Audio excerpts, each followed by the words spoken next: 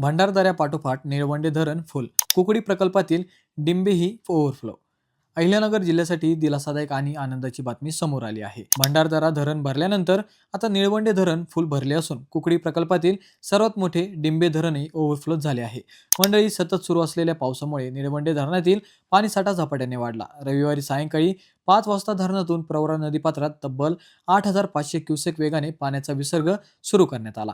सकाळी धरणाचा पाणीसाठा 90% अधिक झाला होता आणि दिवसभर सुरू असलेल्या पावसामुळे अखेर धरणाची दारे उघडण्याचा निर्णय घेण्यात आला. दुसरीकडे भंडारदरा धरणातूनही विसर्ग वाढवण्यात आला आहे. दुपारनंतर पावसाचा जोर वाढल्याने सायंकाळपर्यंत धरणातून 13,040 क्युसेकने पाणी प्रवरा नदीत सोडण्यात आले. याशिवाय कुकडी प्रकल्पासाठीही मोठी आनंदाची बातमी आहे. कुकडी प्रकल्पातील सर्वात मोठे डिंबे धरण रविवारी सकाळी ओव्हरफ्लो झाले. सध्या धरणात मोठ्या प्रमाणात पाण्याची आवक सुरू असून नदीपात्रात 4,800 क्युसेकने विसर्ग करण्यात येत आहे. कुकडी प्रकल्पातील एकूण पाणीसाठाही आता 69% पोहोचला आहे. गेल्या वर्षीच्या तुलनेत यंदा तब्बल 11% अधिक पाणी साठले आहे. मंडळी, जिल्ह्यातील प्रमुख धरणे भरल्याने शेतकरी, नागरिक आणि पाणी वापर संस्थांना मोठा दिलासा मिळाला आहे.